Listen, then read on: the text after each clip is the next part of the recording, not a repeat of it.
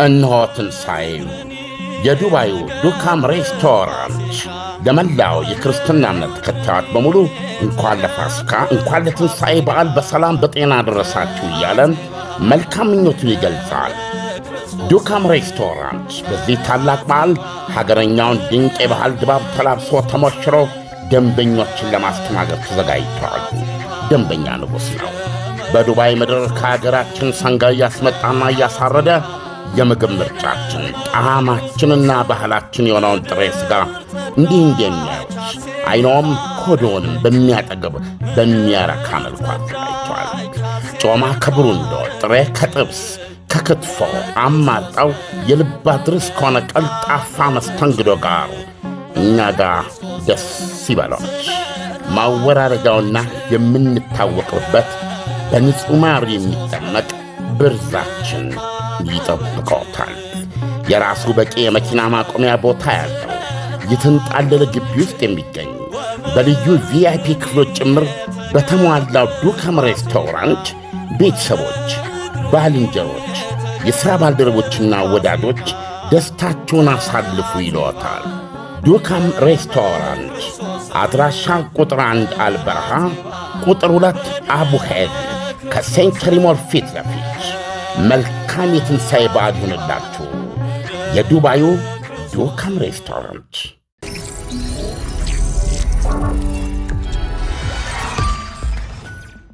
ይህ ከዓለምነህ እንስማ ፕሮግራም ነው። ከዓለምነህ እንስማ። ጌታችን መድኃኒታችን ኢየሱስ ክርስቶስ ለምን ተወለደ? ዓለም ለምን ተወለደ?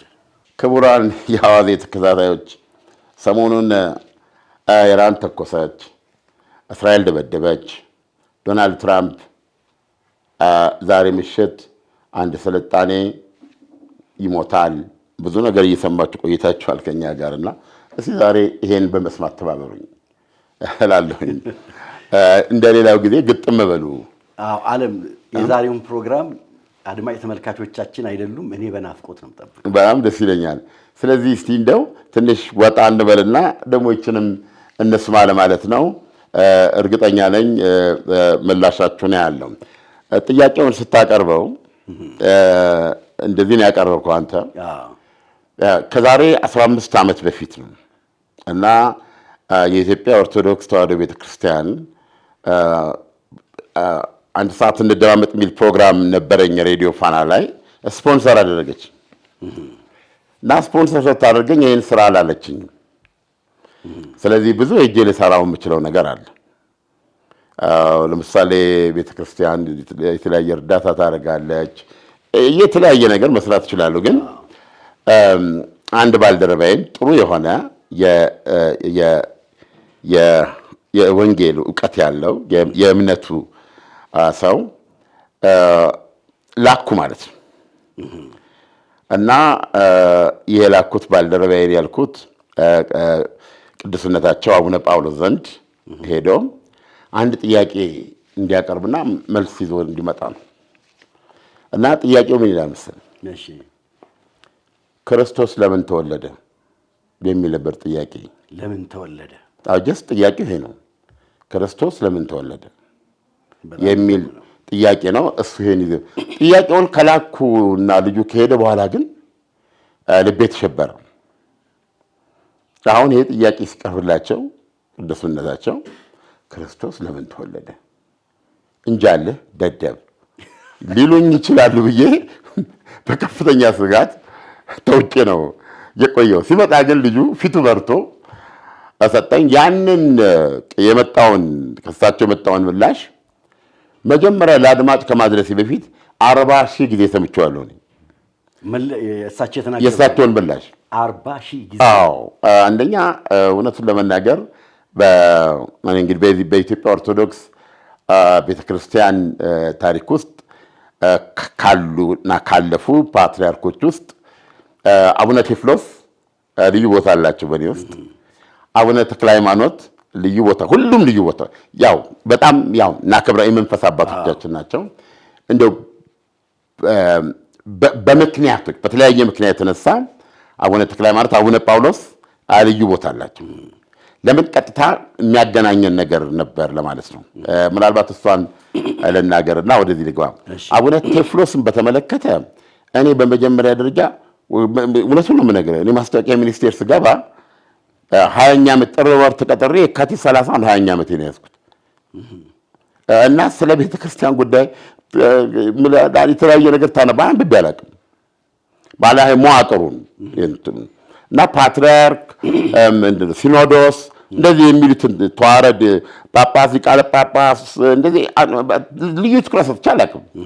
ይሄንን ያስተማረኝ ይሄንን የገለጠልኝ ይሄ ብዬ ፊቴን ወደዛ ንጉስ እንዲገባ አድርጎኝ ከዚህ በፊት ደጋግሜ ያቀረብኩት ባለቦርቸሌ መነኩሴ ናቸው። አዎ ያው ብዙ አድማጮች ያውቁታል እና እሳቸው አልፈዋል እንደሰማሁት። የት እንደተቀበሩ አዲስ አበባ ከሆነ ይሄን የሚነግረኝ ሰው ሲኖር ደግሞ እኔ እናንተ ሄደን እንደ ወዳጅነት አበባ እናስቀምጣለን መካነ መቃብራቸው ላይ እና በእኚህ መነኩሴ የተነሳ ስለ አቡነ ቴዎፍሎስ አወኩኝ። በዚህ በአቡነ ቴዎፍሎስ የተነሳ ደግሞ አለቃ አያሌው ዋው እኔ እንደዚህ አይነት አንደበት እንደዚህ አይነት ዕውቀት አጋጥሞኝ አቅም ያ ዝም ብዬ ነው የማዳምጣቸው ነበሩ። እሳቸውን የማነጋገር እድል ገጥሞ የነበረ አለቃ አያሌው እና እንዴት ነው ይፈሳል የሚናገሩት ነገር ውስጥ ዝም ብሎ ነው የሚፈሰው እና አለቃ አያሌው እንግዲህ በእኛ በመነኩሴው የተነሳ የአቡነ ቴዎፍሎስን አጽም እንዲወጣልኝ በማለት የእሳቸውን ታሪክ አውርተናል። አድማጭ እንዳናሰለችም ከዛና ይሄን ተከትዬ ሲሄድ ከዛ በኋላ ከእሳቸው መነሻ በሬዲዮ ፕሮግራም አቅርብ ከጀመርኩ በኋላ ኦርቶዶክስ ኮሚቴ አቋቋመች። አቡነ ገብርኤል ነበሩ ሰብሳቢ የኮሚቴው። አቡነ ገብርኤል በሕይወት አሉ የሉም አላውቅም። አዎ በነገራችን ላይ ኢየሩሳሌም ሄደህ ስትመለከት ምንድነው አበምኔት ነው እንደሚባሉት የኢየሩሳሌም ገዳም ኃላፊዎች ሆነው የነበሩ ሊቃነ ጳጳሶች አበምኔት ሊሆን ይችላል። አዎ የገዳሙ አስተዳደር የነበሩ ስታይ በጣም የሚገርም ገጽታ ያላቸው በጣም የተለዩ ናቸው እና ከነሱ ውስጥ አንዱ በሌላ ፕሮግራም የምናያቸው ሰው ናቸው እና ምስላቸው በጣም የሚገርም ነው ማለት ነው። አቡነ ገብርኤል በጣም ለየት ያሉ ቀይ የሆኑ ነበሩ። ያኔ ነው እንግዲህ ያዩዋቸው። አሁን በህይወት ይኑሩ አይኑሩ አላውቅም። እዛ ኮሚቴ ውስጥ ደረስኩኝ። ከዛ ኮሚቴ ባለፈ አለቃ አያሌውን አገኙ ማለት ነው እና በእነዚህ ሁሉ ውስጥ ውስጥ የቀረ አቡነ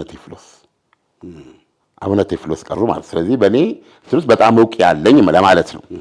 ከዛ በኋላ ደግሞ አቡነ ተክለ ሃይማኖትን ደግሞ የቀብራቸውን የሰራሁትን የነበርኩ ዜና ቀብራቸውን በባዶ እግራቸው የሚሄዱ የጎመን ውሃ የሚበሉ ገብቷል። ሲሞቱ 25 ኪሎ ግራም እንደዚህ ገደማ ነበሩ። ሌላ ሳይድ ብዙ ነገር አሳልፈዋል። እኚህ የዴር ሱልጣንን አሁን መንገባበት በር ያስከፈቱ ናቸው። በፓትሪያርክነት ግርማቸው ሌላ ቦታ በሌላ መግቢያ አልገባም ማለት ነው። በሩ ብለው ቁጭ አሉ በሩ ላይ እና ይሄን ታሪክ ሞር በስፋት የሚያውቁ እንዲናገሩ ነው የምፈልገው እና የእስራኤል ስለሚያጓጓ ነው። በር ያስከፈቱ ስትል ምን ማለት ነው? ሄደው የተዘጋ በር ላይ አሁን ግብጾች እዛ የግብጾች ጫና የአርጃኖቹ ጫና ኢትዮጵያን በተመለከተ በየቦታው ነው። ግን ዝም ብዬ ሳየው አሁን ግብጽ እየተከበበች ነው የሚል እምነት አለኝ። it's going to happen። በጣም ታላቅ ህዝብ፣ በጣም ንጹህ ህዝብ፣ በጣም የዋህ ህዝብ፣ በጣም ደግ ህዝብ እያሰቃየች ደም እያፈሰሰች የምትኖረች ግብጽ ወደዛ ካስገባኝ ርዕሱ ይጠፋል። ኦኬ ግብጽ ዴር ሱልጣን ላይ ኢትዮጵያ ላይ የምታደርሰው መከራ በጣም የሚገርም ነው። ገብቷል። አሁን ይሄን ጉዳይ እግዚአብሔር በፈቀደ ቀን እስራኤል እንድታዩ የሚያስፈልግ ነው። በዴር ሱልጣን ገዳም ነው የምነግርህ። የኢትዮጵያ መነኮሳት ሽንት ቤቶች መጸዳጃ ቤታቸውን እንትን ማለታቸው ስቴተስ ኮ አንተ የሚባል በግብጽ ባነሳቸው ይገባኛል ጥያቄ በሁሌ ግብጽ ኢትዮጵያን ትቢያ አድርጋ በዚህ ነው መከፋፈላችን የሚያናድነኝ። በዚህ ነው የምቃጠለው። ገብቶሃል? ያ ገዳም የሁላችን ነው። ገብቶሃል? እና ፖለቲካው በልጦብን የተሻለውን የመጉረስ ያ በልጦብን ለበለጠ ለጅብ ተጋልጧል። ቦታው ነው የምነግርህ። እዛ ቦታ ስገባ ዴር ሱልጣን ገዳም ሁለቱ የክርስቶስ ምዕራፎች የሚያልፉበት የስቅለቱ ግሪክ ቤተክርስቲያን ግድግዳ ጋር የተያዘ በነጭ ካህናት መካከል የጥቁር ካህናት ብቻ የምታገኝበት ሁለቱ ምዕራፎች ከ13ቱ ምዕራፎች ሁለቱ ምዕራፎች ያለፉበት ቦታ ላይ ሽንት ቤቱ ይሸተሃል። እንደዚህ በምታከል ትኩል ውስጥ ዋሻ ውስጥ ነው የሃይማኖት አባቶች የሚኖሩት። ዋይ ግብጽ ያነሳችው ጉዳይ ህጋዊ እንትን እስኪሰጠው በሚል ሴስኳንቲ በምትለው ምክንያት ለእስራኤል በወቅቱ ሰርቸዋለሁ። ከዚህ ቤት ለእስራኤል ማቅረብ ጥያቄ ይሄ የፍርድ ቤት ውሳኔ ቢሆንም የሽንት ቤት ጽዳት በእስራኤል ምድር ሽንት ቤቱንና ሳሎኑን አትለየውም። ኤኒቲንግ ክሊን ነው። አንደኛው ዓለም አገር ናት። ይሄ ከህግ ጋር አያያዝ ዴር ሱልጣን ገዳም ውስጥ ኢትዮጵያውያን ህጉ እንዳለ ሆኖ ሽንት ቤታቸውን በሚገባ አሰርተው መታጠቢያ አድርገው መነኮሳት በጸዳ ሁኔታ እንዲኖሩ ምዕመናን እንዲስተናገዱበት የማድረግ ኃላፊነት አለባት እስራኤል። ኢስ ክሊር ከህግ ጋር ይሄ ስቴትስ ኮ አንቲ ስለሆነ የህጉን እንትን እስኪል ምንም የሚቀየር ነገር የለም። መጸዳጃ ቤት አይቀየርም አትልም። በሰለጠነ ዓለም ውስጥ እየኖርክ ማለት ነው። ሰዎች እንዲሁ ነው ወደዛ እንትን የሚደረጉት። አይ ወዝ ሀርት እዛውኝ በጣም ነው የተጎዳሁት። እና ይህንን ማንሳት አለባቸው የኢትዮጵያ የሃይማኖት መሪዎች ማንሳት አለባቸው። ፓትሪያርኮቹ እየሄዱ ኢየሩሳሌም እየሄዱ ደጋግሞ መነጋገር አለባቸው። መነሳት አለበት። ዴር ሱልጣን ገዳም ላይ ያለው የሽንት ቤት በጣም ነው የሚያሳዝነው። ከህግ ጋር ያያያዝ። ስለዚህ የግብጾች ጥቃት ነው የምነግርህ። የዚህ ቻርዳኖ ጥቃት ነው የምነግርህ። እንደ ሌሎቹ ሀገሮች በሙሉ የአረብ ሀገሮች ግብጽ እኮ የአረብ ሀገር ናት። መሬቷ አንድ አይነት ነው የግብጽ። ሁሉም ከባህር ጨው እያወጡ አይደል የሚጠጡት። በታሪክ አጋጣሚ ውሃ ለእሷ ስለመጣና እግዚአብሔር ስለባረካት አንድ የመቷና የኔ አድርገዋለሁ በማለት አረቦች ሁሉ ከእሷ ጎን በመተባበር አለ ይህን ዋጋ የሚያስከፍሉት ዋጋ ይከፍላሉ። አንዱ የምንሰቃይበት ምክንያት ከዚህ ጋር በተያያዘ የማይከፈት በር ነበረ። መግቢያው ዋናው ዛሬ ሁላችን የምንገባበት ማለት ነው። በሌላ ቦታ በምናምን ነው የምትገባው የነበረው። ያንን በር ያስከፈቱት አቡነ ተክለ ሃይማኖት አልገባም አሉ በሌላ በር። እስከነ ፓትርያርክ ግርማቸው ቁጭ አሉ መሬት ላይ። የእስራኤል ፖሊስ መጣ እንትን አለ። ብዙ ክርክር ተነሳ። ግብጾቹ ዛሉ ድንጋይና ምናምን ሁሉ ይወረውራሉ። ከዛ ነው ያ በር የተከፈተው። ዛሬ ሁሉም የሚተላለፍ እማወር ይሄንን የኦርቶዶክስ ሰዎች ሊያስረዱ ይችላሉ። ይሄ የኦርቶዶክስ ታሪክ ብቻ አይደለም፣ የሁላችን ታሪክ ነው። ይሄ ምንም ከምሳሌ ከሰሜን ጫፍ እስከ ደቡብ ጫፍ ከምስራቅ ጫፍ እስከ ምዕራብ ጫፍ ያለን ኢትዮጵያን ታሪካቸው ነው። አቡነ ተክለ ሃይማኖት ይሄን ያደርጉ ናቸው። አቡነ ተክለ ሃይማኖት በእውነት ነው የምነግርህ የሰማያዊን ምሳሌ ራስን መግታት ራስን ማቀብ ደሞዛቸውን ወስደው አያውቁም። ደሞዛቸው ለህፃናት ማሳደጊያ ነው። እንደዚህ ነው የሚያደርገው። ከልብስ ተተክኗቸው ከገጽታቸው እኔ የእሳቸውን ገጽታ ሳይ እኔ ሃይማኖት ሰው አይደለሁም። ነገር ግን ምን ይላል አንተ ታስታውሰኛለህ? በዛ በረሃ ላይ ክርስቶስ በሰይጣን ሲፈተን ተላልፎ ሲሰጥ ይላል። ስለ ገጹ መጽሐፍ ቅዱስ ምን ይላል? ዮርዳኖስ በረሃ በዮርዳኖስ በረሃ ፈተናት በሰይጣን ተፈትኗል። ጌታችን መድኃኒታችን ኢየሱስ ክርስቶስ በተራበ ጊዜ ሰይጣን ከፊት ለፊቱ መጥቶ ይህን ድንጋይ ዳቦ አድርገህ ብላው ነው ያለው። አሁን በጣም ከባድ ነው ዓለም እቺን ፓርት አንተ ባለፈው ስታብራራት ነው ገብቶኛል። ኢሳያስ ግን ገጽታውን ሲገልጸው በጣም ደክሞ ነበር። ያ ገጽታ ለእኔ ፊዚካል የሚመጣልኝ ወዲያውኑ እኔ አቡነ ተክለ ሃይማኖት የነበራቸው ገጽታ ነው። ገብቶሃል? እኒህን ደርግ ነው ከእንትን ያመጣቸው ከገዳም ገብቶሃል? እሱ በነበረው ተቋሙ ሊሆን ይችላል ያን ያመጣቸው። ነገር ግን አንዳንድ ጊዜ እግዚአብሔር በጥበቡ የሚገርም ትክክለኛ ሰው አምጥቶ ያስቀመጠው ቦታ ላይ በፍጹም ተድላን ምቾትን ዓለምን ይረሱ ገብቶሃል? በቃሉ ያመኑና ለቃሉ የተገዙ ሰው ነበሩ። ማናቸው? አቡነ ተክለ ሃይማኖት እና ያደረጉት ተጋድሎም የሚገርም ነው። እሳቸው ልዩ ቦታ አላቸው በእኔ እና አቡነ ጳውሎስ ደግሞ አንድ የተዋወቅኳቸው አጋጣሚ ማለት ነው። አክሱም ጽዮን ማርያም ያው ቤተክርስቲያን ትወስዳለች በጋዜጠኛነት ማለት ነው። ሄጄ አክሱም ሆቴል ነው የሚባለው። አክሱም ውስጥ ሆቴል አለ። አክሱም ሆቴል ነው ራሱ። እዛ ነበርኛ የነበርነው ጋዜጠኞች። ሊቃውንት ምንድነው ጳጳሳትም እዛ ሳያርፉ አልቀረም። ከዛ አሁን መጨረሻ ላይ ወደ አዲስ አበባ ልንመጣ አውሮፕላን ልንሳፈር አየር ማረፊያ ላይ ነን ያለ ነው እና አስጠሩኝ። እዛ ላይ ለእሳቸው ዙፋን መቀመጥ አዘጋጅቶላቸው ነጭ በነጭ ነው የለበሱት። እንደዚህ ፀሐይ በጣም ይገርማል የነበሩበት ሁኔታ። እኔ እንግዲህ ታውቃለህ ብለሃል ድራሽ እንደሚጠፋበት ሰው ማለት አሁን እዛ መሀል ያሉት ሰውዬ እንደሚታወቃቸው አለ እና ሰውን ጠቅላላ የሚሄደው እንደዚህ ነው ያለው እና እዛ ላይ አስጠሩኝ ማለት ትችላለህ። እዛ ጋር ነው እዛ ላይ ነው ተዋወቁኝ እና ከዛ ተነስቼ እሳቸው ጋር ለመድረስ የነበረው ጥቂት ሜትር እንዴት እንደተወጣሁት ነገር አልችልም እና ቀለለኝ ሳገኛቸው። ጀስት ከተሳልነው በኋላ ኖርማል በሆነ መንገድ ነው ያወሩኝ። እንደ ጥሩ ነው ድምጼ እግዚአብሔር የሰጠኝ እንደ አይነት ነገር ነው ያወራን። አንዱ ያ የተዋወቅንበት አጋጣሚ ነው። ሁለተኛው አጋጣሚ እንግዲህ በእኔ ህይወት ውስጥ ያላቸውን ቦታ ነው።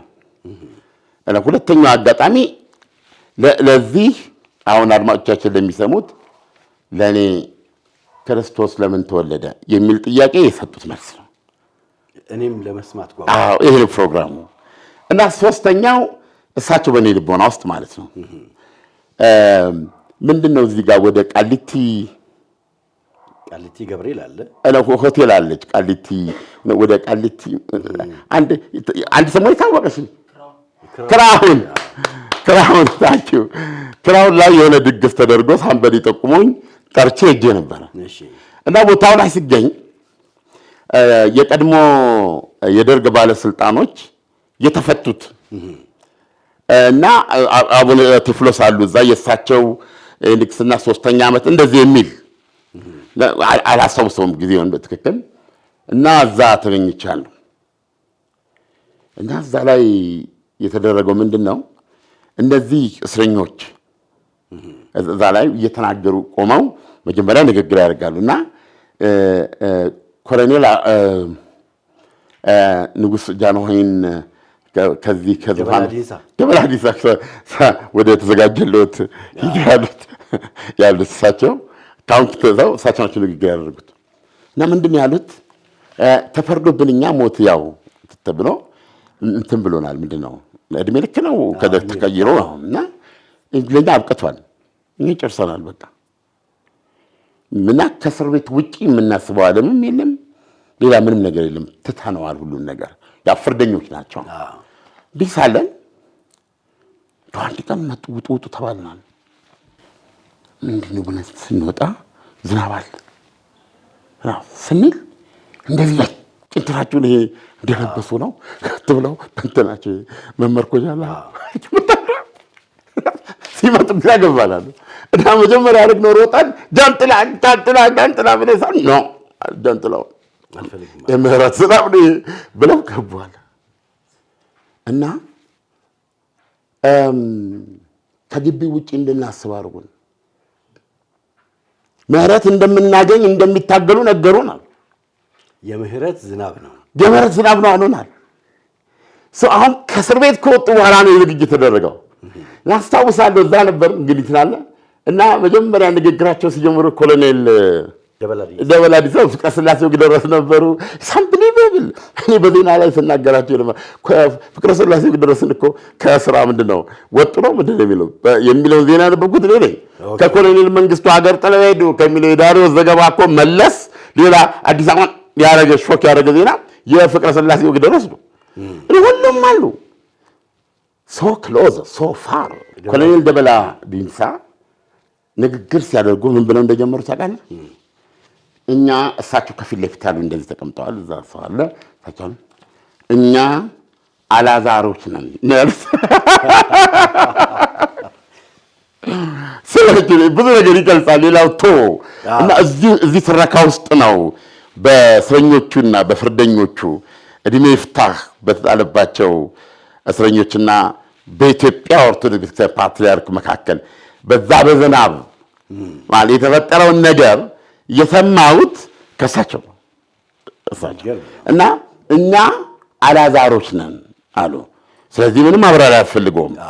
ሞተን ተቀብረን አፈር ተመልሶብን የኛ ነገር ካበቃ በኋላ እሳቸው በአንድ በክረምት ዝናብ እየጣለ በነበረበት ሰዓት መጡና ተነሱ ውጡ እንዳሉ ነው። እኛ ወያርዴል በራሳቸው እንደዚህ ብለው ነው የገለጹት። እና በዚህ ጥያቄ በእነዚህ በሶስቱ እኔ ልቦና ውስጥ ማስታወሳቸው ናቸው። በስመ አብ ወወልድ ወመንፈስ ቅዱስ አሐዱ አምላክ ብለው ነው የጀመሩት። እግዚአብሔር አምላካችን አስገዳጅ ሳይኖረው የባህሪ ገንዘቡ ፍቅር ስለሆነ ከፍቅሩ ብዛት የተነሳ ሰውን ካለመኖር ወደ መኖር አምጥቶ የፈጠረ ሰው በታዘዘው ስርዓት ከሄደ ዘላለማዊ የሆነ የእግዚአብሔር ክብር ወራሽ ሆኖ እንዲኖር አድርጎ የፈጠረው ነው። እግዚአብሔር የፈጠራቸውን ስነ ፍጥረታት በዓለም አቀፍ በዩኒቨርስ አሉ የሚባሉ በባህርም ከምድር በላይም በተለያዩ የአዝርዕትም የእንስሳትም የተለያዩ እጽዋትና አትክልትም ስነ ፍጥረታትን ፈጥሯል። ከነሱ መካከል ሰውን ከሁሉም ፍጥረታት በላይ አድርጎ ፈጥሮታል። ከሁሉ በላይ ያደረገበት ምክንያት ሰውን ሲፈጥር በመልኩና በምሳሌው አድርጎ እንደፈጠረው መጽሐፍ ቅዱስ ይናገራል። ይህ ማለት ሰው የሚያውቅ፣ የሚረዳ፣ የሚገነዘብ ደግሞም እንደዚሁ የሚያስረዳ፣ የሚያስገነዝብ ችሎታ ያለው ፍጡር ሆኖ ነው የተፈጠረው። በመሀል ጥያቄ ማንሳት ትችላለህ ስለ አድማጮቻችን። በዚሁ ችሎታው ላይ ያሉትን የእግዚአብሔር ስነ ፍጥረታት በሙሉ በመልክ በመልካቸው እንዲያስተናብር፣ ጠባቂ ሆኖ አስተናባሪ ሆኖ እንዲያስተዳድር ስልጣን ተሰጥቶት ነው የተፈጠረው። ከዚህም ሌላ እግዚአብሔር ሰውን አዋቂና አስተዋይ አድርጎ ከፈጠረው በኋላ እንግዲህ ያልሆነውን ነገር እንዳይሰራ የሆነውን ነገር ደግሞ እንዲከተል ይህንን አድርግ ይህንን አታድርግ በሚል አምላካዊ ቃል ሕግ ለሰው ልጅ ነው የሰጠው። ይህንን የሰጠውን ሕግ ትእዛዝ ብትጥስ ብታበላሽ ይፈረድብሃል፣ ትሞታለህ፣ ትቀጣለህ የሚል ትእዛዝ ነው የተሰጠው። ይህንን ትእዛዝ የሚረዳበት ቀደም ብዬ ተናግሬያለሁ፣ ዕውቀት ተሰጥቶታል። ይህንን ትእዛዝ ለማድረግና ላለማድረግ ደግሞ ነፃነት ተሰጥቶታል ይላሉ። በዚህ ላይ ትንሽ መወያየት ጥያቄ ካለ አንስተን ወደ እንትኑ መቀጠል እንችላለን። ነፃነት ምንድን ነው? አሁን በጣም የሚገርም ነገር ነው። አንድ የተሰናሰነበት መንገድ ያቀረቡበት መንገድ ከጠያቂ ከመሆን ይልቅ አድማጭ መሆንን ያስገድዳል። አፕሮቹ በራሱ ማለት ነው። ሰው በነፃነት ነው የተፈጠረው ሲሉ ነፃነት ምንድን ነው? አሁን በዘርፉ ሰው የተፈጠረበትን ዓላማና ግብ አስቀምጠዋል። ከዛ የሰውን ነፃነት ነው። ሰው በነፃነት ነው የተፈጠረው ሲባል ምን ለማለት ነው? ሁሉን ነገር ፈጥሮ ሁሉን ነገር ሰጥቶታል። አየህ፣ መንገዱንም እንዴት ቢልናል በትእዛዙ አስቀህና አድርግ አታድርግ ሁሉ ነገር አለ። እንዴት ይሄን ካደረገው ይሄንን የሚረዳበት ዕውቀት ሰጥቶታል። በሱ በአምሳሉ ነው የፈጠረው። ማት ነገር አለ።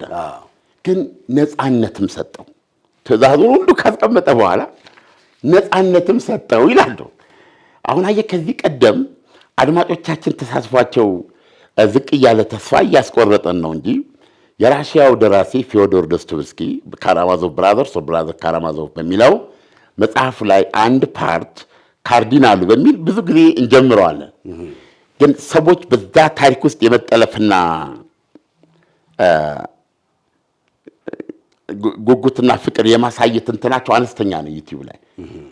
ስለዚህ ዲስካሬጅ ያደርግህና አትሰራውም።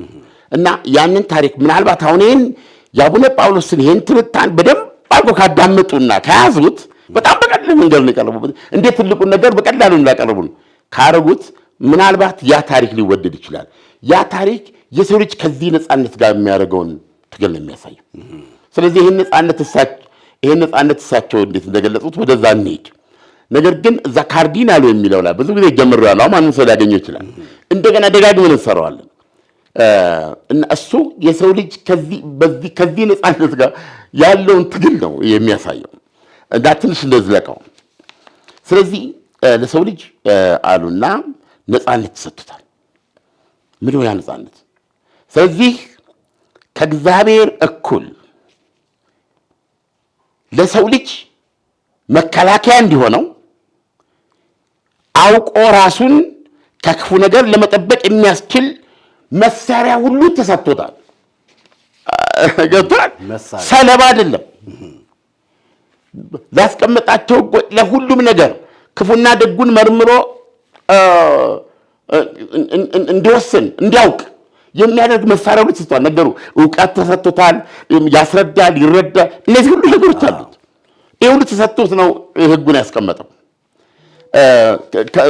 ከዛ መሳሪያ ውጭ አለ ግን ነፃነት አለና ገብቷል። ይሄ በቂ ሆኖ አላገኘም። እግዚአብሔር ለሰው ልጅ ነፃነትም ሰጠው። እዚህ ጋር ሕግና ትእዛዙን አስቀምጧል። ሁሉ ግን ነፃነት ሰጠው። ነፃነቱ ምንድን ነው?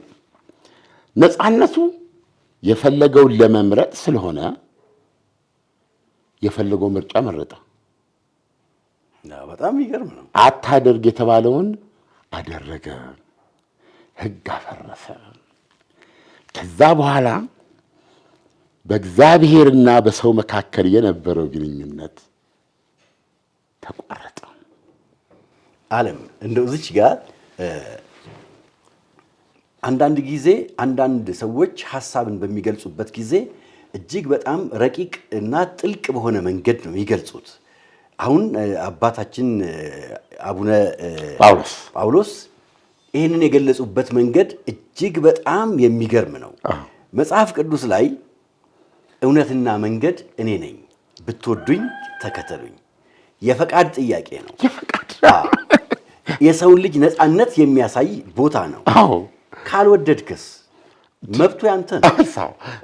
አሁን ይሄንን የገለጹበት መንገድ እጅግ በጣም የሚገርም ነው። እነሆ ትንሣኤው የዱባዩ ዱካም ሬስቶራንት ለመላው የክርስትና እምነት ተከታዮች በሙሉ እንኳን ለፋሲካ እንኳን ለትንሣኤ በዓል በሰላም በጤና አደረሳችሁ እያለን መልካም ምኞቱን ይገልጻል። ዱካም ሬስቶራንት በዚህ ታላቅ በዓል ሀገረኛውን ድንቅ የባህል ድባብ ተላብሶ ተሞሽሮ ደንበኞችን ለማስተናገድ ተዘጋጅተዋል። ደንበኛ ንጉሥ ነው። በዱባይ ምድር ከሀገራችን ሰንጋ እያስመጣና እያሳረደ የምግብ ምርጫችን ጣዕማችንና ባህላችን የሆነውን ጥሬ ሥጋ እንዲህ እንደሚያዩት አይኖም ሆዶንም በሚያጠግብ በሚያረካ መልኩ አዘጋጅተዋል። ጮማ ከብሩንዶ፣ ጥሬ ከጥብስ ከክትፎ አማርጠው የልብ አድርስ ከሆነ ቀልጣፋ መስተንግዶ ጋር እኛ ጋር ደስ ይበሎች። ማወራረጃውና የምንታወቅበት በንጹሕ ማር የሚጠመቅ ብርዛችን ይጠብቀዎታል። የራሱ በቂ የመኪና ማቆሚያ ቦታ ያለው የተንጣለለ ግቢ ውስጥ የሚገኝ በልዩ ቪአይፒ ክፍሎች ጭምር በተሟላው ዱካም ሬስቶራንት ቤተሰቦች፣ ባልንጀሮች፣ የሥራ ባልደረቦችና ወዳጆች ደስታቸውን አሳልፉ ይለዎታል። ዱካም ሬስቶራንት አድራሻ ቁጥር 1 አልበረሃ፣ ቁጥር 2 አቡሄድ ከሴንቸሪ ሞል ፊት ለፊት። መልካም የትንሣኤ በዓል ይሁንላችሁ። የዱባዩ ዱካም ሬስቶራንት። ሁሉም ሰው እንደዚህ ማወቅ አለበት። እንደዚህ ሲያውቅ የተሰጠውን ነገር ሲያውቅ ነው። የተሰጠውን ነገር ካላወቀ መጥፎ ነው እና ምንድነው የተሰጠን እና እንዴት ስልናጣው ቻልን የሚለውን እንቆቅልሽ በደንብ አድርጎ የሚፈታ ነው። ይሄ ግን ከባድ ነገር ነው ለእኔ። በእግዚአብሔርና በሰው መካከል የነበረው ግንኙነት ተቋረጠ። ለምን? ሰው ጥፋተኛ ወንጀለኛ ሆነ፣ እምቢተኛ ሆነ፣ ሸፈተ ማለት ነው። በዚህ ጊዜ ከእግዚአብሔር ፊት መቅረብ በኃጢአቱና በደካማነቱ ብዛት ለመቅረብ ለመድፈርም አልቻለም። ይሄ ይገባናል። ከነበረበት ደረጃም ተዋረደ። በነበረበት ክብርና ደረጃ ሊኖር አልቻለም። ወንጀለኛ ነውና ወደ ወንጀል ቦታ ላይ እንዲወድቅ ሆነ። ከዚያ ወንጀል መነሳት የሚችልበት አቅም አጠረው። ምንም ነገር የለውም። ከመሰረቱ እግዚአብሔር አምላክ ሰውን ሲፈጥር ጠቆም አድርጌዋለሁ ይላል። በድምፅ ቢሰሙት አድማጮች እመኝ ነበር። በገዛ ፍቃድ ማንም ሳያስገድደው የባህሪ ገንዘቡ ፍቅር የባህሪ ገንዘቡ እንደመሆኑ መጠን በፍቅሩ ብዛት ሰውን ፈጠረና ካለመኖር ወደ መኖር አምጥቶ ፈጠረና የሰው የራሱ ገንዘብ ያልሆነው ለሰው የራሱ ገንዘብ ያልሆነውን የእግዚአብሔርን ጸጋ ተካፋይ ሆኖ በሕግና በስርዓት ከሄደ የእግዚአብሔርን ክብር ተካፋይ እንዲሆን አድርጎ ፈጥሮት ነበር።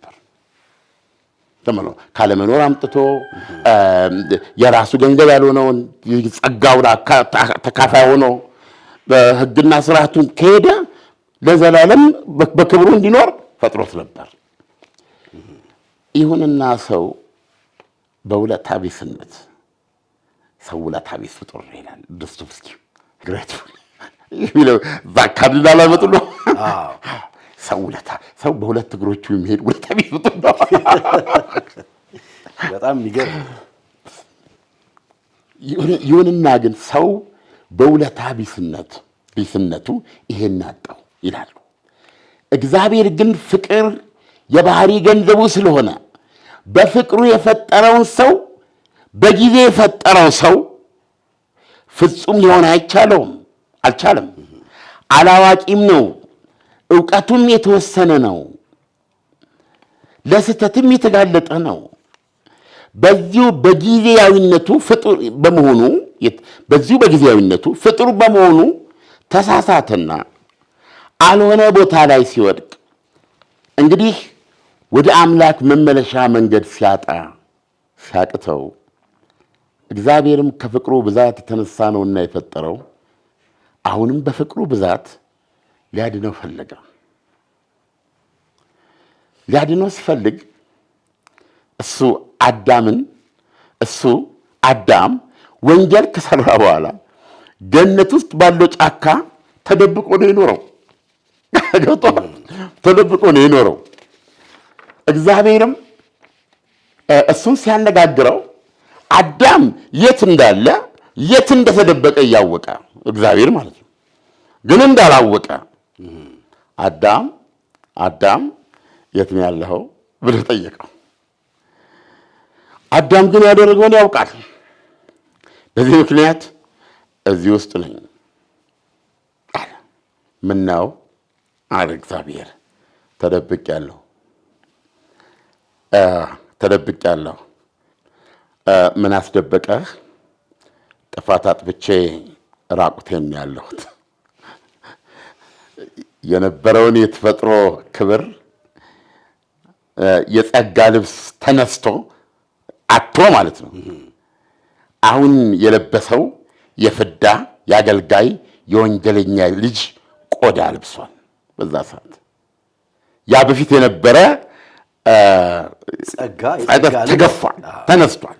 አሁን በምትኩ የጸጋ ልብሱ ተነስቶ የፍዳ የአገልጋይ የወንጀለኛ ልጅ ቆዳ ለብሷል።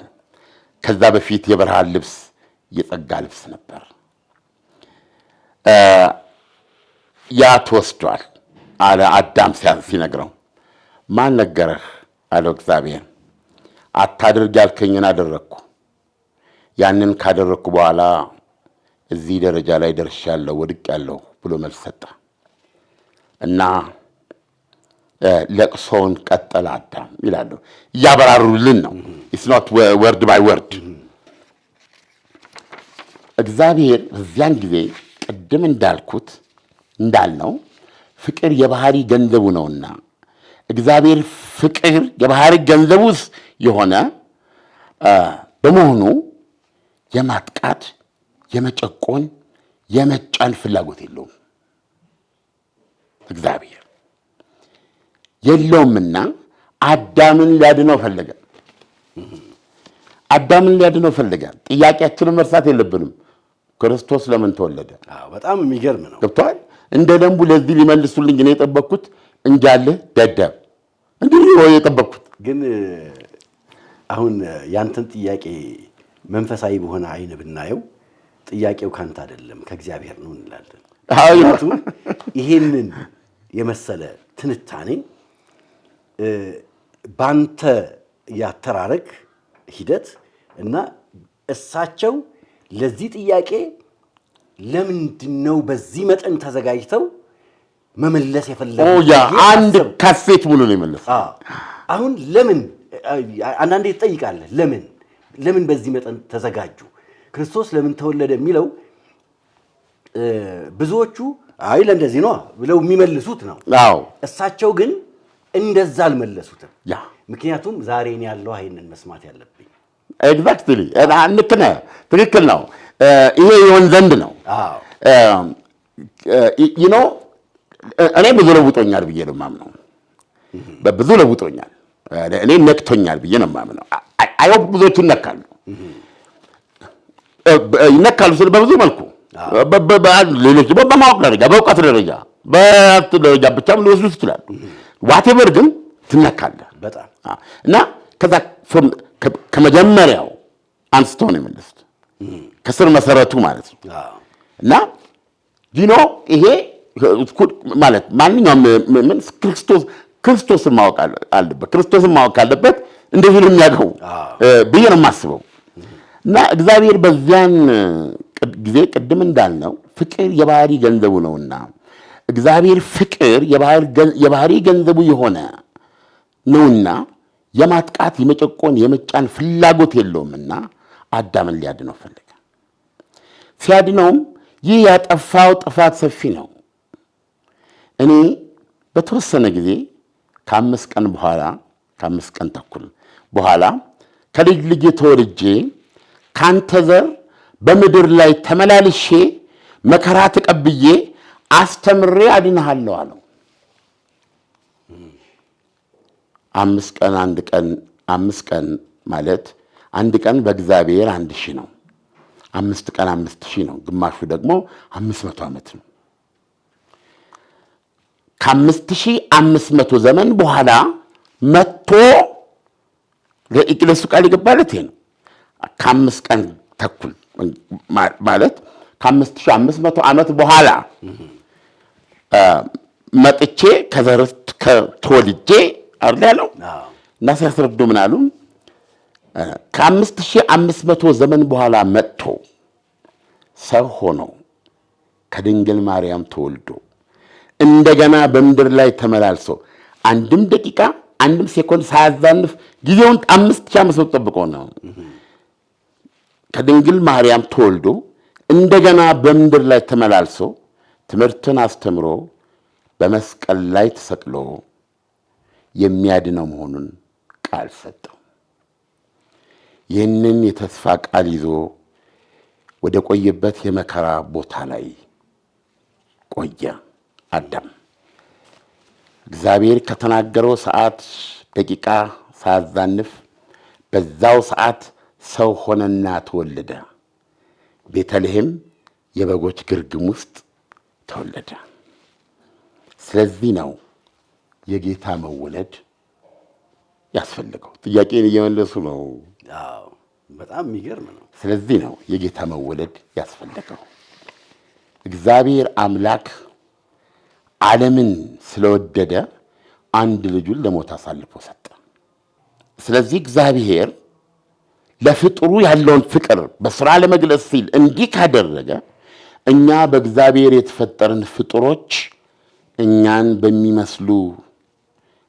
የሚመስሉ ሰዎችን ፍቅርና ሰላም ጌታ እኛን ለማዳን እንደመጣ እኛም በተሰጠን አቅም በፍጡር አቅማችን ወንድሞቻችንን ለማጥፋት ሳይሆን ለማዳን የነሱን ችግር ለማስወገድ ነው። እናም ይህንን ነው የምንረዳው። በተለይ በልደት በዓል ላይ ይህንን ነው ሁሌ ማስታወስ ያለብን። የልደት በዓል የሚያሳየን የፍቅር በዓል ነው፣ የስጦታ በዓል ነው። ፍቅሩ ለማዳን ብሎ መውረዱ ነው። ስጦታው ልጁን አሳልፎ ለእኛ ቤዛ መድኃኒት እንዲሆን አድርጎ ያስተምራል፣ ሰውን ነፃ ያወጣል ብሎ ነው የላከው። እግዚአብሔር ከተናገረው ደቂቃም ሰዓትም ሳያስተላልፍ በዛው ሰዓት ሆነና ተወለደ። በደንቡ በዳዩ ማን ነው? ሰው ነው፣ አዳም ነው። በደንቡ በዳዩ ሰው ነው። ተበዳዩ እግዚአብሔር ነው። ዕዳ ከፋዩ ሰው ነው። ዕዳ ሊከፈለው የሚገባው ሊካስ የሚገባው እግዚአብሔር ነው። የባህሪ ገንዘቡ ፍቅር የባህሪ ገንዘቡ ነውና ወዶ የፈጠረውን ፍጡር ለማዳን ሲል ከባህሪው ዝቅ ብሎ ሰው ሆኖ ተወለደ። ሰው ሆኖ በመወለዱ ነው እንጂ ባይወለድ ኖሮ የባህሪ ጠባዩ ርቀት፣ ረቂቅነት፣ ምጡቅነት በእጅ የማይያዝ የማይዳሰስ ረቂቅ እግዚአብሔር ግዙፍ ሆኖ ስጋን ለብሶ መከራ የማይቀበለውን መከራ ለመቀበል ተዘጋጅቶ የልደቱ አመጣጥ ይሄ ነው። ለዚህ ነው የተወለደው። በጣም የሚገርም ነው።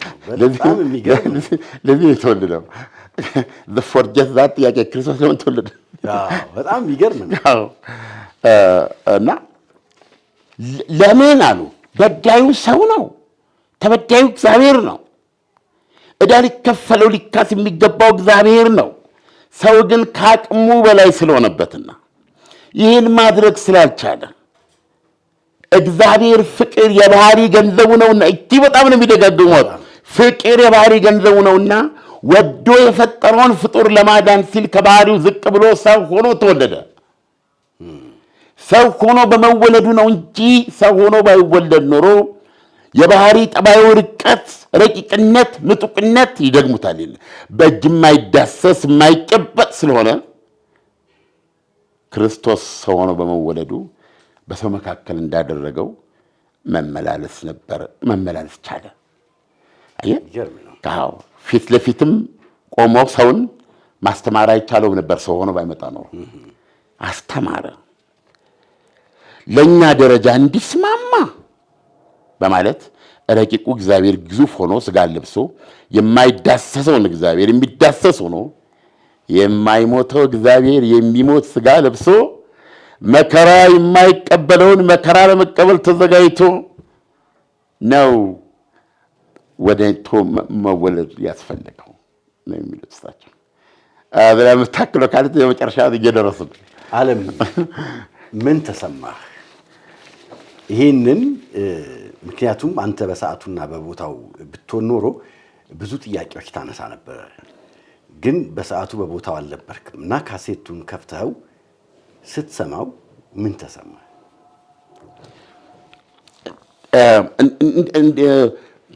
በጣም በጥልቁ ነው የሚሰማኝ። ግን ብዙ ጊዜ እኔ እንግዳ ሰው አይደለሁም። አይናችንን ገልጠን ካየን ይሄ ምን ማለት እንደሆነም በየጊዜው የሚያይ ሰው ነኝ። ግን መጽሐፍ ቅዱስ ሁልጊዜ አዲስ ነው ይላል። አዲስ የሚሆንበትም አንዱ ምክንያት ይሄንን ክርስቶስ እግዚአብሔር ለምን በሰው አካል በሰው አምሳል እንደተወለደ ሰምቻለሁ። በጣም በርካታ አስተማሪዎች ሲያስተምሩ ሰምቻለሁ። አሁን ግን እሳቸው በዚህ መጠን ሲያስቀምጡት ዛሬ ክርስትናን የተሰበኩ ያህል ነው የተሰማኝ ነውና ትልቁ ነገር ማወቅ ያለብን ፍቅር ምንድን ነው ፍቅር እንላለን እና ጥልቀቱ እንዴት ይገለጣል፣ በምን መልኩ ይገለጣል? ይሄንን ስንወስድ ነው የሚገባል። አትዘንደው ዘዴ በኋላ ላይ እናነሳዋለን። አሁን ፍቅር የሚለው ነገር ነው። እሳቸው የባህሪ ገንዘቡ ፍቅር ስለሆነ ወንጌልን እንደዛ ጸጋውን አካፍሎ ካለመኖር ወደ መኖር አምጥቶ የራሱ ያለውን ጸጋውን አካፍሎ እንዲህ አብሮት ዘላለማዊ ከሱ ክብር ጋር እንዲወግና ስርዓት አውጥቶ በሙሉ እንደገና ያንን ጥፋት ያጠፋን እሱን ደግሞ እንደገና ሊያድነው ፈለገ ነው። በእኛ ደግሞ የምናውቀውን እናውቃለን። ሊያድነው ፈለገ ማለት ምን ማለት ነው? ለማዳን የሚመጣው 5 ዓመት ነው። ባክ ቱ ዜሮ እሳቸው አሉት የማይዳሰስ ረቂቅ ምጡቅ ጠማምን በእጅ የሚዳሰስ የሚጨበጥ ሆኖ ወደ ሰው ተራ ወርዶ ምንድነው እዚህ ውስጥ ያለው ሴንትራል የምታውቀው ምንድን ነው? ክርስቶስ ፍቅር የሚለውን ነው። እና አንዳንድ እንዲገባው አንድ ምሳሌ ላንሳ። ፍቅር ማለት አንተ በገባህ ምን ማለት ሁሌ ነው የማየው በእኔ ማህበራዊ በጓደኞች መካከል በተለያዩ እኔ ይሄን አያለሁኝ እና ሁሌ ይሄን እያየው እንዳለቅስ ሰው ነኝ እኔ በደንብ ለካዬ ብቻዬን ሲሆን ነው ማለት ነው። እኔ ሰማይና ምድር ሰው ፊት አላለቅስም እና እኔ ከሃይማኖትና አልባ አይሁት ወድጄ አይደለም። ገብቶሃል ማለት ምን ማለት ነው? አዎ እንዴት ተረዳኸው? ለምሳሌ አንድ ነገር በፖሊስ ፕሮግራም ይተላልፍ ነበር። ድሮ የፖሊስ ፕሮግራም የሰለሞን ፕሮግራም የሰለሞን አምባቸው ይተላልፋል። ሐዋሳ ውስጥ ነው ሳምቲንግ አንዲት ወጣት ታረግዝና ያን እርግዝና ከቤተሰቦቿ ደብቃ ትኖርና ታውቃለህ የዚህ ምድር ስንክሳር ልጁ እንደተወለደ ትንሽ ድብቅ ተደብቃ ቆየች። በኋላ ሽንት ቤት ውስጥ ከተተችው። ያ ልጅ እዛ ሽንት ቤት ውስጥ ሆኖ ይሄ የእንጨት የብዙ ሽንት ቤት የለም የሰመጠ የድምፁን ያሰማል። ድምፁን የሰሙ እግዚኦ አሉ። ሰው ከበበ፣ አገር ከበበ። ምን ይደረግ? እንዴት ይደረግ? ሽንት ቤቱ ቆሻሻ ነው፣ ከላይ መቀመጫ ሁሉ ጥልቅ ነው። እንዴት ይደረግ? ልጁ ድምፁ እየጠፋ መጣ። ግማሹ እስቲ እሳት አደጋ ጥሩ ወይም አምቡላንስ የማይባል ነገር የለም። ገብቷል ወይ? እሳት ቢነሳ በነገራችን ላይ በቅርቡ ከሳት ነው የተረፍነው። እንትን ቤታችን እግዚአብሔር ይመስገን አሁን የለም ይላል ሰው። ይሄን በሚባባልበት ሰዓት ሁሉ ያ ሕፃን ልጅ እግሮቹ፣ ከዛ ትንሽ ጉልበቱ፣ ከዛ ጭኑ፣ ከዛ ወገቡ እንደዚህ እየገባ ነው ያለው። አይ ጨለማ ነው ራሱ። እና በዚህ መካከል ምን ይደረግ በሚለው ላይ ሲባል አንድ ሰው መጣ እና ያ ሰው ይሄ ናስቲ እባክህ ሮብላሊና አሰላት ይደፋልኛል። እሺ እቺን ደግሞ እቺን ትታጠላዳልኛለህ ምናምን ብለህ እቺ ጉርሻ የምትሰጠው ሰው የለም። አንዳንድ ጊዜ ፍራንክ የምትሰጠው የለም።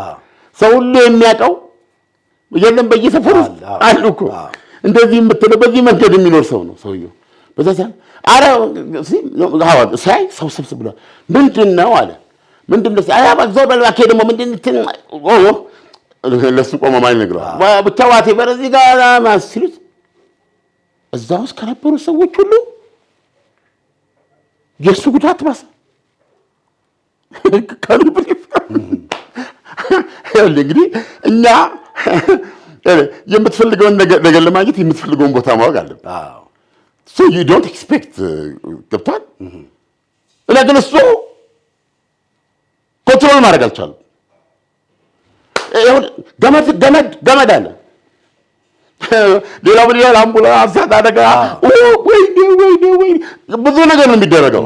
ግን አሁን ሁሉም መጨነቅ አለው። ይገባሃል? የሲግር ገመድ አምጡልኝ፣ ገመድ አለ። ገመድ አመጡለት። ገመድ ሲያመጡለት አሰረ። ራሱን ያዙ የሚል አለ። በራሱ ወሰነ። በራሱ እኔ ገብቼ ያለ ልጁን ገብቼ አውጥቼ መጀመሪያ እሱን አስዋለሁ እኔ የሆነ ነገር እናንተ እኔ ምልክት ሰጣችሁ ቀስ አድርጋችሁ ሰባችሁ ታውጣላችሁ። ከዛ እንዳትረሱ ለኔ ገመዱን ላኩልኛል። ሽንት ቤት ነው የህዝብ ሽንት ቤት ሰገራ you can imagine። እና ሰውዬ በገመድ ታስሮ ገባ። ያ ሰውዬ በገመድ ታስሮ ገባ። የሚሸተው everything ታውቀዋለህ። ገብቷል። ገባ። ከገባ በኋላ ታሪኩ ሲናገር ልጁ ሽንት ቤት ሰምጦ አፉ እንደዚህ ጋር አፍንጫው በቃ በዝች ነው ልጁ ያለው። እችላት በዝች ነው የሚሰነፍሰው። ከጥቂት ደቂቃ በኋላ እዚህ ውስጥ ሆና ሂዝድ ሁልቢዴት ከዛ በኋላ ይስመጥ ነው የሚሄደው። እንደደረስኩኝ አለ ሲናገር እንደዚህ አድርጎ አዳፈጠው። ይሄን በማድረግ የልጁ ብቸኛ መተንፈሻ ይሄ ነበር። ሁሉን ነገር አውጥቶ ይሄን አድርጎን አንትን አድርጎ ማለት ነው። ከዛ በኋላ ያንን ልጅ በገመድ ቀስ ብሎ አስሮ ቀስ በሉ እያለ እየደገፈ ሳቡትና ወጣ። ያ ሰውዬም ወጣ። አሁን ያ ሰውዬ ሲወጣ አሉ ብዙ እንትኖች ያዋት ደፋብታለ ታጠበ ምናምን አለ። አንድ ነገር ነው ነገር እዚህ ላይ ይገባኛል። አሁን እዛ የሚሰማን በጁዳይዝም እምነትም 40 ሰዎች አሉ ዓለምን የሚያድኑ የሚላል ገቷል። እነዚህ 40 ሰዎች ስናስብ ብዙዎቻችን ዙፋን ላይ ብቻ አይደሉም። የት ላይ እንዳሉ አታውቅም። ግን በየቦታው ሳሙኤል አሉ እንጂ አሁን እንኳን በቀር ዓለምን ለማጥፋት የሰው ልጅ ብዙ ሞክሯል። ይሄ እንዳይሆን ግን በየትውልዱ የሚሰሩ 40 ሰዎች አሉ የሚል እምነት አስተምረዋል። ናው ይሄን ስናወራ ያካካ ሸቶታል ብለህ አስበህ ከሆነ ተሳስተሃል። በጭራሽ አይደል እንዴ? የኛና የእንስሶች አፍንጫ አንድ ነው አይደለም? አይደለም፣ የተለያየ ነገር ነው። ሰው በዚህ ካሊ ከዛ ሽታ ጋር የተገናኘ አይደለም። አፍንጫ ውስጥ ያለው ሜካኒዝም ነው ልዩነቱ። ልክ እንደዛ ሁሉ ለሱ በዛ ሰዓት ራሱን አያውቅም። የዚህ ሕፃን ልጅ መስማት እናቱ እንኳን በዛ ደረጃ አልተነካችም። እናቱ ናት የተከተተችው። እናቱ በሱ ግማሽ ደረጃ የፈለገ ችግር ቢኖርባት የዚህን ከሽንት ቤት ያወጣውን ያ አተላሚ ደፋለ ሰፈር እንደዚህ የሚል የሱን ትልላት ወይም የሱ ጸጋ የላት ይሄ በዛ ውስጥ ነው ያለው። ኦብሊቪየስ ነው ለአካባቢው ለሚሆነው ለሚለካው ምናምን ለሚለው ነገር። ይሄ ነው የማታውቀው ፕሮቴክሽን። ከዛ ልጅ ወጣ፣ ሰውየውም ወጣ። ይሄ ልጅ ጀርመን ነው ያለው። ይሄም ማውራ ልጅ ጀርመን ነው ያለው። ጀርመን ሀገር ባለሳሳት እንዴት በጣም ቀይ ልጅ በቴሌቪዥን እኮ ፖሊስ ካሳይቶታል ወጥቶ ይሄንን ነው የጣለችው ትላል። አሁን ይሄ ልጅ ምን ደረጃ ላይ እንዳለ አላውቅም። ፖሊሶች ከፈለጉ ይሄን ፕሮግራም ሰርተዋል። ያ ልጅ የደረሰ የሚለው ከናስ ገይ ሲያሳዩን ታምር ነው አይደል? እናቱ ወለደችው እንጂ እሱን ድጋሚ የወለደው ያ ሰው ነው። ስም እንኳን የለውም። ያ በዛ አታና ይሄ ደግሞ በዝበት ዳስ ይሄ የምንለት የሉም ስተሰዎች ጌታችን ነው። ፍቅር ነው ሌላ ትርጉም አለ። ስለዚህ አሁን ፍቅር የሚለው ነገር በማህበራዊ ብዙ ነገር አይደን ገልጠ ካየ ብዙ ቦታ ታያለህ ሲገለጽ ፍቅር መሆኑን የምታውቀው እንደኔ ካለው ሰው ባያመነጫ እንደኔ ካለው ሰው ማለት ነው። እኔ ፍቅርን የሚያደርግ ሰው ነኝ የዚህ ችሎታ ያለው ሰው ነኝ ልልህ አይደለም። ምናልባትም በሚመጣውና የምገረመው ከኔ ተፈጥሮ ጋር ምን ግንኙነት የሌለው ነገር ስለሆነ ነው። ገብቷል። ስለዚህ የምታየው ነገር ትልቁ ነገር ይስተጋግሞ ስታቸው ምንድነው እግዚአብሔር የባህሪ ፍቅር ስለሆነ ማጥቃት መጫን እንደዚህ ማለት ነው ስለማጂ የባህሪ ገንዘቡ ፍቅር ስለሆነ ነው የሚሉ ደጋግሞ የሚነግሩ ያንን ጥፋት አጥፍተው ሊያድነው ፈለገ። ምክንያቱም የባህሪ ገንዘቡ ፍቅር ስለሆነ ካለ መኖር አምጥቶ ወደ መኖርና የእሱ ያልሆነውን ጸጋ አካፍሎ እንዲያደርግ ያደረገው ፍቅሩ ስለሆነ እንደዚህ ያለው ነው የሚያስረዱ ሰው በመጨረሻ ላይ ከዚህ ሁሉ በኋላ በምድር ላይ 33 ዓመት የተመላለሰውና በመጨረሻም ደግሞ በመስቀል ላይ ወጥቶ መከራ ተቀብሎ ተሰድቦ ዕዳውን ለመክፈል የቻለው የማን ዕዳ? የአዳምን የሰውን ዕዳ የአዳምን ዕዳ ሊከፈል የሚገባው እሱ ነበር። ተበዳይ እሱ ነበር። ዕዳው ሊከፈለው ሊካሰው የሚገባው አምላክ የበዳዩን ዕዳ ሊከፍል መጥቶ 3 ዓመት ተመላልሶ አስተምሮ ገልጦ በመጨረሻ በመስቀል ላይ ተቸንክሮ ተሰድቦ ዋቴቨር ሆኖ ዕዳውን በስቅለት ዕለት የተፈጸመው አሁን የትንሣኤ በዓል በስቅለት ነገ ዓርብ ስቅለት ፋይዳው ነው። ያን ዕዳ ከፈለው። የማንን ዕዳ? የሰውን ዕዳ ከፈለ። ከዛ በሶስተኛው ቀን ሞትን ድል አድርጎ ስጋውን አንስቶ አይደል ሕይወቱን አንስቶ አረገ። በጣም እሳቸው እንዳቀረቡ የሚገርም ነው። ጥያቄው ክርስቶስ ለምን ተወለደ ነው። ግን ከውልደቱ እስከ ሞትን ድል አድርጎ እስከ ተነሳበት ሰዓት ያለውን በዚህ መንገድ ነው የተረኩት። ኤግዛክትሊ ሁሉ ኃጢአትን ሰርተዋል፣ የእግዚአብሔር ክብር ጎድሏቸዋል፣ እንዲሁ በጸጋው ይድናሉ የሚል ቃል አለ ከመጽሐፍ ቅዱስ።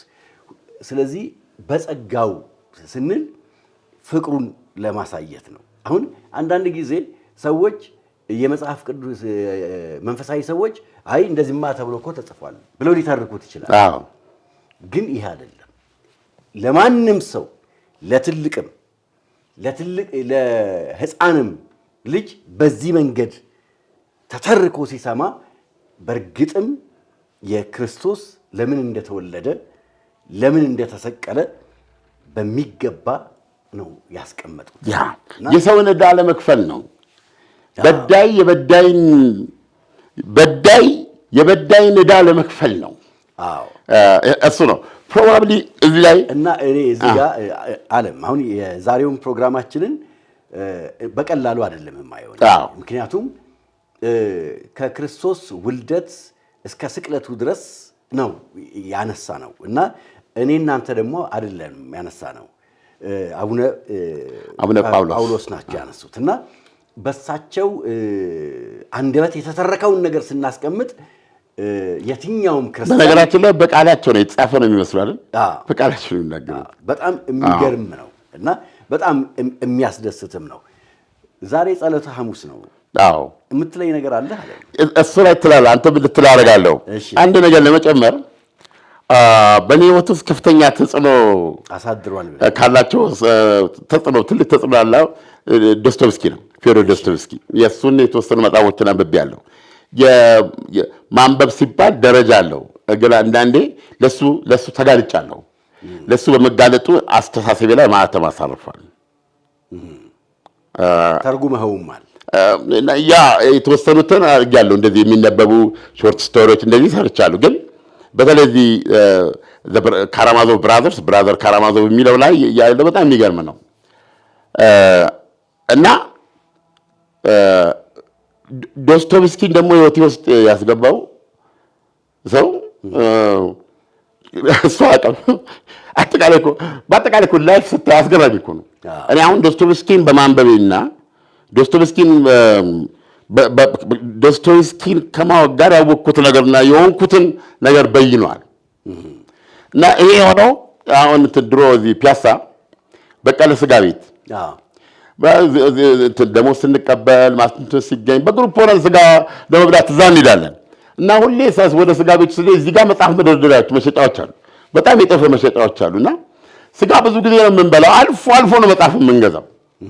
ገብቷል። የሚያስታውሰን እየጠፋ እኮ አሁን መጽሐፍ እንደዚህ አድርጎ 200 ብር ካለ ኧረ እባክህ ዝም በል እንዴ ብለን ነው የምናልፍ። ስጋውን ግን 1000 ብር ላይ we don't care ሰው እንደዛ ነበርና እና ብዙ ጊዜ እዛች ቦታ ላይ አንዳንዴ ተቀምጦ ማንን አገኛለሁ በጣም የምወደው በእውነት በሬዲዮ ድራማ ማንም ተወዳዳሪ የሌለው ኃይሉ ጸጋይ አይደል እንዴ? ቀዳሚ ሬዲዮን ምንድነው ክትል ያነበበው ኃይሉ ጸጋይ በየሳምንቱ አልነበረ እንዴ? አንዴ ወደዛ ወስዳል፣ ሌላ ጊዜ ወደዛ ወስዳል። ሴረኛ ሰው አድርጌ ነው የማየው። አንድ ሰው እንዴት እንደዚህ አይነት የተለያየ ጥልብ ያኔ ነው ጀማሊ ሰለሞን ፍቃዱ ተከለማ በእነሱ ነበር የሚሰራው እና የሚገርም ልጅ ነው እና ይህን መጽሐፍ ገዝቶ ይስጠኝ ወይም በእጁ ላይ ነበር ብዬ ነው የማስበው። እንደ ቀላምቶ ሰጠኝ። እሺ እንዳ ተቀበልኩት። በጣም እንደቀበልኩት እንግዲህ እነዚህ ትሪለር የሆኑ መጽሐፎችን ስታይ ይገባል። ኢንጆይ ልታደርጋቸው ነው አይደል? ዘ ዴይ ኦፍ ዘ ጃካል ዘ ኦዴሳ ፋይል ኖ አጠቃላይ ማት የፍቅር እንትኖች መጽሐፎች ትሪለርስ ኢትስ ላይክ ፊልም ማየት ነው። የእሱ በተለይ ዘ ዴይ ኦፍ ዘ ጃካል ሳይሆን የማን ነው የፍሬዴሪክ ፎርሳይዝ ሌላም አለው ርዕሱን ጠፋኝ። በጣም ወደደት መጣ እንዲህ ያለ ሲሆን ይገባሃል። እቅፍ ታደርግና ታንኪ ምናምን ትላለህ። አሁን በኋላ አንድ ሄርጂ ምናምን አንድ ቀላይ ምናምን ቢሲቅ እንዴት ተኝቼ ምናምን የምትለው ነገር ነው። ይሄኛው ግን ካራማዞቭ ብራዘርስ ነው እንደዚህ ይላል። በቃ ካራማዞቭ ብራዘርስ ይላል። እንደዚህ ያለ ፂማም እንደ ዶስቶቭስኪ እንደ አንድ በርዳ ወዛት ጋር ሰው ይሄድኩኝ ማለት ነው። ይሄጄ ከለታት አንድ ቀን ጀመርኩት። የሚገርም ነገር መጀመሪያ መጨረሻንም አላውቅም። ሁሌ ግን አነበዋለሁ። በቃ ስላከም ገብቷል እና ያን የሰጠኝ ያለ ጸጋዬ ነው እና ዛሬ ያለ ጸጋዬ ላመሰግነው እፈልጋለሁ። ታንኪ ለማለት እና ዛሬ ምንድን ነው የሐሙስ ምንድን ይባላል? ጸሎተ ሐሙስ ነው። እኔ መጨረሻ ላይ የምላት ነገር አለች። ጸሎተ ሐሙስ ምንድን ነው? በጣም ሰፊ ክርስቶስ ብዙ ተግባራቶችን ያከናወነበት ቀን ነውና ክርስቶስ ወደ ተራራ ወጥቶ ጸሎት የጸለየበትም ቀን ነውና ረጅም ጸሎት ነው የጸለየው። አብረውት ዮሐንስ፣ ጴጥሮስና ያዕቆብም ነበሩ አብረውትና እነሱ ደከሙ እና ትንሽ ከሱ ርቀት ላይ ነበሩና ተመልሶ ሲመጣ እነሱ ያንቀላፉም ጭምር ነበርና ክርስቶስ ረጅም ሰዓት የጸለየበት ቀን ነው። ይህንን ካከናወነ በኋላ ጽናትን ሰዎች ጸሎትን እንዲጸልዩ ያስተማረበትም ጭምር ነው። ከዛ ደግሞ እንደሄደ ዝቅ ማለትን ለሐዋርያቶቹ ያስተማረበትን እሱ አምላክ ሆኖ እያለ የሰው ልጅ እግር ያጠበበትን የሰው ልጅ እግር ሲያጥብ ጴጥሮስ ለምን ክርስቶስ እግር እንዳጠበ ስላልገባው አምላኩ እንደሆነ ስለሚያውቅ አምላኩ ዝቅ እንዳይልበት ስለፈለገ እግሩን ለመታጠብ ፈቃደኛ አልነበረም። ይህን ከብዶት ማለት ነው። እምቢ ሲል ክርስቶስ ገሰጸው። እንግዲያውስ እጄንም እግሬንም ፊቴንም እጠበኝ አለ። ምክንያቱም የክርስቶስ ፈቃድ ከሆነ ምንም ነገር በእኔ ላይ ይሁን አለ ማለት ነው። ከዛ ደግሞ የጌታ እራት የምንለው አለ። አሁን የጌታ እራት እጅግ በጣም የሚገርም ነው። ሐዋርያቶቹ የተሰበሰቡበት፣ ይሁዳ የተጋለጠበት፣ ከዛ ይህ ሥጋዬ ነው ይህ ደሜ ነው የክርስትና እምነት ተከታዮች በሙሉ መሰረት የሆነውን ሥጋና ደሙን የሰጠበት እና ቅዱስ የዛ ምሳሌ ዳቦ እንትኔ እንግዲህ መጽሐፍ ቅዱስ ምሳሌ ቂጣውን አነሳ፣ ወይን አመጣ፣ ወይኑ ደሜ ነው አለ፣ ይሄኛው ደግሞ ሥጋዬ ነው ያለበት ማለት ነው። እና በምሳሌ የሰጠበት ክርስትና እምነት ተከታዮች በሙሉ ሥጋና ደሙን ከዛ ጊዜ ጀምሮ የሚፈትቱበት ምሳሌ የመጣበት ጊዜ ነው እና እነዚህን ስንገጣጥማቸው ራሱ እጅግ በጣም የሚገርም ነው። ከዛ በኋላ ነው እንግዲህ ይሁዳ ክርስቶስን በመሳም አሳልፎ የሰጠው። ዓለም አንድ ጥያቄ ብቻ ነው ጠይቀ። ክርስቶስ ጲላጦስ ፊት ቀረበ እና ጲላጦስ አንድ ጥያቄ ጠየቀው። ክርስቶስ መለሰ። ያቺ ጥያቄ ምንድናት? የመለሰበት መንገድ ምንድን ነው? እሱን እንድታብራራልኝ። እሱን መልሳለሁ፣ በሱም እንዘጋዋለን። እንግዲህ ዛሬ ጸሎተ ሐሙስ በተለይ የሐዋርያቶቹን እግር አጠበ እና እግራቸውን ካጠበ ከጨረሰ በኋላ አንድ ቃል ተናገረ። አይ ቲንክ የመጣበትን ዓላማ ሁሉ የሚገልጽ ነው እና ምንድን ነው ያላቸው? እኔ እንደወደድኳችሁ እርስ በርስ ተፋቀሩ የሚል ነው። አይ ቲንክ ቅድም ስናነሳ አቡነ ጳውሎስ ሲነግሩን ፈጣሪ ነው ለፍጡሩ ይሄን ያህል የሚጨነቀው። እኛ ፍጡራን ደግሞ ለራሳችን እኛን ለመሰሉ ፍጡራን አይደለም ሰላም ልንሰጥ፣ ልናድናቸው፣ ልናግዛቸው፣ ልንረዳቸው ነው አይደለም። ስለዚህ አሁን ትልቁ ነገር ፍቅርን ባህሪያቸው አድርጎ ነው አይደለም። ስለዚህ እግር እንግዲህ በጣም ከባድ ነው። እኔ ገርሞኛል። በመጨረሻ ተስማምተው አንዱም እንኳን እግራቸውን ካጠቡ በኋላ መጨረሻ ለዓለም ያለው ምንድን ነው? እኔ እንዳፈቀርኳችሁ እናንተ እርስ በርስ ተፋቀሩ። ጲላጦስ ያው እንግዲህ የሮማ ወኪል ስለነበረ የፍልስጤም ገዢ ነው።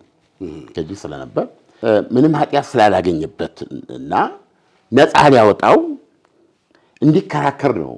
ምክንያት ስጠኝ ላድን ምንድነው ሞትን ምን ነው እንትን የሚለው እና እንደ ሰው አልሆነለትም ራሱን ለማዳን። አዎ አየህ የኛ ህይወት መወለድና መጨረሻችን ሞት ነው በብዙዎቻችን ግንዛቤ። ስለዚህ ከሞት የበለጠ ሌላ ነገር የለም ብዙዎቻችን እና በጲላጦስ ዘንድ ያለው ይሄ ነው እና ይሄንን የተሰጠን ነገር አርክተህ መሞት ነው።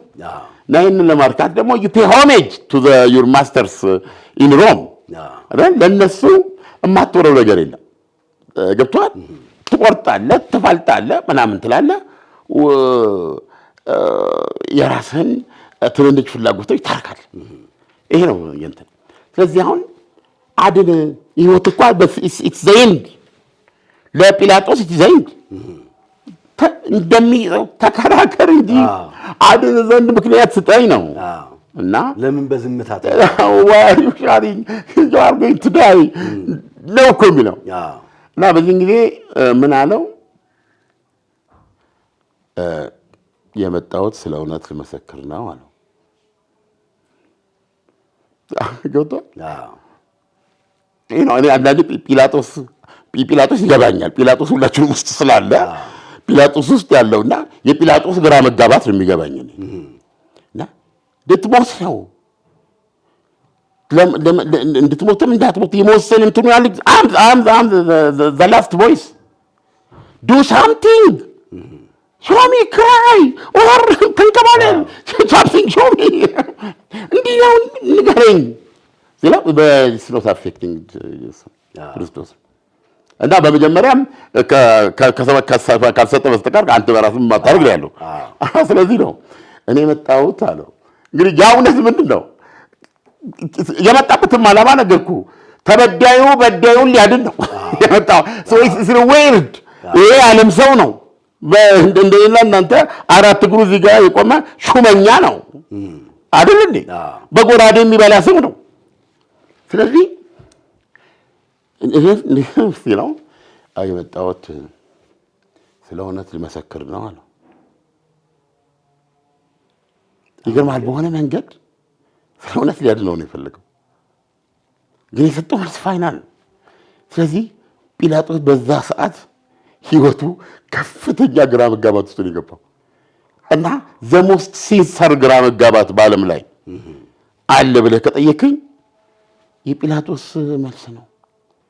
እውነት ምንድን ነው አላውን የሚለው እዛ ላይ እና አሁን ብዙ ጊዜ ብታስበው መልስ መለሰለት አልመለሰም። ስለዚህ በዝምታ ውስጥ ምን አለ ስትል ከአንድ ሁለት ሶስት ነገር ሊኖር ይችላል። አንዱ you figure it out ራስህ ድረስበት ነው። ሁለተኛው ደግሞ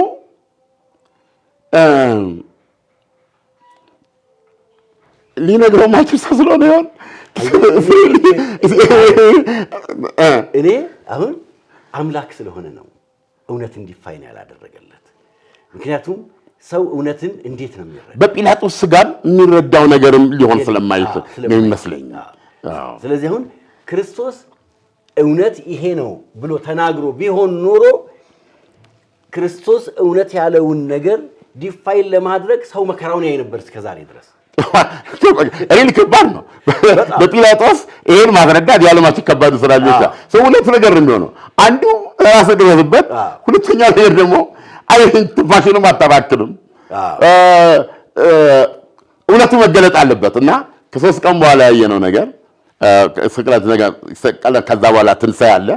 በዛ ያየነው ነገር አንዳንዴ እኔ ሳስበው እውነት አንዳንዴ ስጋችን አይችልም የሚል ስጋት አለ እና የሰው ልጅ ጠንካራ መሆን አለበት፣ ፍቅርን ባህሪው ማድረግ አለበት። ይሄ ሁሉ ዋጋ የተከፈለለት መሆኑን ማወቅ አለበት። ሌላው ቀርቶ ነው የምነግርህ። አሁን እኮ እያለን አለመስጠት ብቻ እኮ አይደለም የኛ ገብቷል። ያለን አካፍል ነው የሚለው። ሁለት ልብስ ቢኖር አንዱ ልብስ ስጥ ነው የሚለው። እሱ አለመቻል ብቻ እኮ አይደለም የኛ ፍቅር ሸፍጥ እኮ ነው የምነግርህ። ገብቶሃል? ጓደኛ ሆነ እኔ አሁን እንደምታየው ሰዓት የለኝም። ገብቶሃል? ይህንን ሰዓትን $40,000 መሆኑን የገዛው መሆኑን ትነግረኛለህ። when you know እኔ ጋር የ10 ብር ሰዓት እንደሌለ እያወቅህ ማለት ነው። ሳዲስቶችን አሁን እኮ አፍቅረን ለሌላ ሰው በጎመዋል። ለምሳሌ ልደቱ የስጦታ ነው ብለዋል። ስጦታው ያው አይደለም። ስጦታም ስንሰጥ ብዙዎቻችን የሚቀናን ስጦታ ምንድን ነው? ለፍቅረኞቻችን ወርቅ እንደዚህ ነው አይደለም። ግን ስጦታ የሚፈልጉ ማለት አሉ አይደለም እንዴ? ባቅማት አሁን ይሄን ስላደርገዋለሁ ማለት አይደለም። እየሰበኩ አይደለም እንዴ? ዶሮም በጉም ቅርጫው ወራሳም በዲያ ለዶሮ አለ ሲያጋግብታል አይመጣልንም። ስለዚህ መገለጥ ያስፈልገዋል። እና እሳቸው ባስቀመጡት መንገድ አይ ቲንክ ሁሉ ነገር ከመሰረቱ ስንረዳ ላይክ ደግሞ ዛሬ ምንድነው ጸሎተ ሐሙስ ላይ እግር ያጠበበት ምክንያት እና ከወንጌል ውስጥ የጨመራት ከሱ በፊት ከሙሴ ጀምሮ ያሉት ግን ቃላት አንድ ነገር አልጨመረም። የጨመራት አንድ ነገር ብትኖር ሰዎች እኔ እንደወደድኳችሁ እርስ በርስ ተፋቀሩ እና ፍቅርን ቢይዙ እንደው ፍቅር ምንድነው ካሉ የሐዋሳው ሰው ዘሎ የገባው እድሜ አይነሳውም በህይወት ሊኖር ይችላል። ሳሙኤል አሁንም የሰዎች ራተ ላይ እየደፋ አሁንም ሳሙኤል ያችን እንጀራ እያደረገ ሊኖር ይችላል። የፖሊስ ፕሮግራም ይህንን ሊያቀርበው ይችላል። ስለዚህ ለመላ የክርስትና እምነት ተከታዮች በሙሉ መልካም ጸሎተ ሐሙስ ይሁንላ። ጉልባን ማታ ይጠብቀናል። ውድ አድማጭ ተመልካቾቻችን ጌታችን መድኃኒታችን ኢየሱስ ክርስቶስ በአርብ ቀን ከጲላጦስ ፊት ቆመ። እውነት ምንድን ነው አለው ጲላጦስ። እውነት የሆነው አምላክ ከፊቱ ቆሞ ነበር። ለጲላጦስ ግን አልተገለጸለትም። ክርስቶስ ወደ ምድር የመጣው ካሁኑ ትረካ እንኳን ስንመለከተው የበደለውን ሰው ሊያድን ሊካስ የሚገባው አምላክ ሆኖ ሳለ መካስ የሚገባው ሰው ሳይክስ ክርስቶስ በሱ ስፍራ ሆኖ ሊክሰው ነው የመጣው። እውነት ክርስቶስ ፍቅር ነው። እውነት እሱ ራሱ ክርስቶስ ነው። ዛሬ ጸሎተ ሐሙስ በክርስቲያኖች እጅግ በጣም በርካታ ትርጉም ያለው ቀን ነው።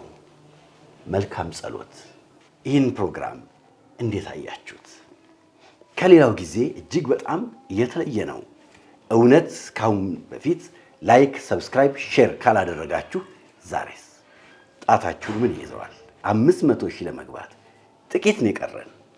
ላይክ፣ ሰብስክራይብ፣ ሼር ሱፐር ታንክስ ውስጥ በመግባት ማበረታታት ይቻላል። መልካም የጸሎተ ሐሙስ ቀን። እነሆ ትንሣኤው የዱባዩ ዱካም ሬስቶራንት ለመላው የክርስትና እምነት ተከታዮች በሙሉ እንኳን ለፋሲካ እንኳን ለትንሣኤ በዓል በሰላም በጤና አደረሳችሁ እያለን መልካም ምኞቱን ይገልጻል። ዱካም ሬስቶራንት በዚህ ታላቅ በዓል ሀገረኛውን ድንቅ የባህል ድባብ ተላብሶ ተሞሽሮ ደንበኞችን ለማስተናገድ ተዘጋጅቷል። ደንበኛ ንጉሥ ነው። በዱባይ ምድር ከሀገራችን ሰንጋ እያስመጣና እያሳረደ የምግብ ምርጫችን ጣዕማችንና ባህላችን የሆነውን ጥሬ ሥጋ እንዲህ እንደሚያዩት አይኖም ሆዶንም በሚያጠግብ በሚያረካ መልኩ አዘጋጅቷል።